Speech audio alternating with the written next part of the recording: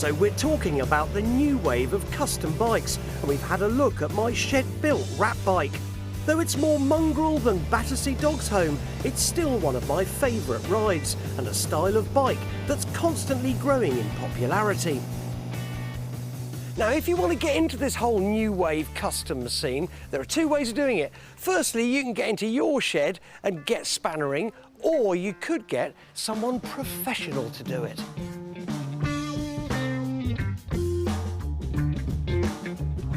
This is deBolex, a small bike business based in Croydon, set up by Callum, a petrol head who built his first car aged 16, and his mate Des. They've only been running for 4 years, but already have a reputation for building very striking-looking bikes. If you're wondering about the name, we're talking about the dogs, not the clockwork camera.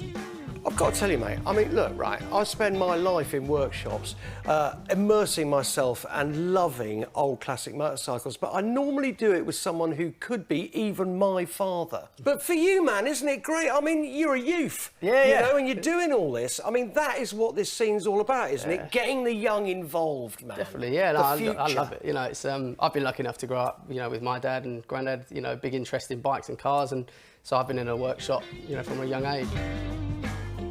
One of Callum's most recent creations is this, a Brat-style custom of a Honda CB750.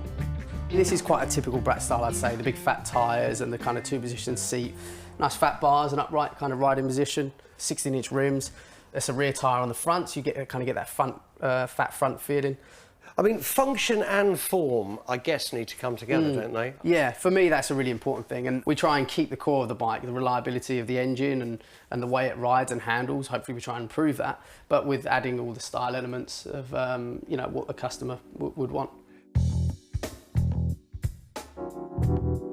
Looking around Cal's workshop, the thing that really strikes me is the range of bikes that he's working on.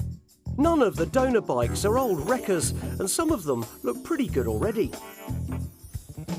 The thing that amazes me, right, over there in the corner, you've got a brand new Thruxton R, parked up, ready in the queue. Yeah, I mean, to me, having ridden that bike, I mean, they're fantastic, as they are. And they are slightly individual, only because there aren't many of them around. But, I mean, what's the guy wanting to do with that? Again, with that customer, the brief is just to do what we want to do, really. And it won't look anything like the Triumph there. The core, obviously, the engine and parts of the frame will, but it'll be very different to that bike. One of the bikes that really turned heads at this year's Bike Shed event in Paris is this deBolex custom of a Ducati 749S. Compared to the heavyweight production version, this is a beautifully stripped down model which, true to the brand, looks absolutely built for speed. Work like this doesn't come cheap though. The average price for a build is around 30 grand. But even though he's got an order book to die for, Callum's not going to go down the commercial route. Now for you, right, I know through a little bit of my own personal experience that building bikes you really don't make much money out of. But at the same time, manufacturing parts, there is much better margins on that. It's hence why there are loads of people making parts for this style of bike. But would there be deBolex parts coming your way fairly shortly? I don't think so, no. Oh, okay. All right. So there again, I meet yet another nutter who doesn't actually want to make any money. We just do it for passion. You do it for That's what it's all about, isn't it? That's it. It's passion.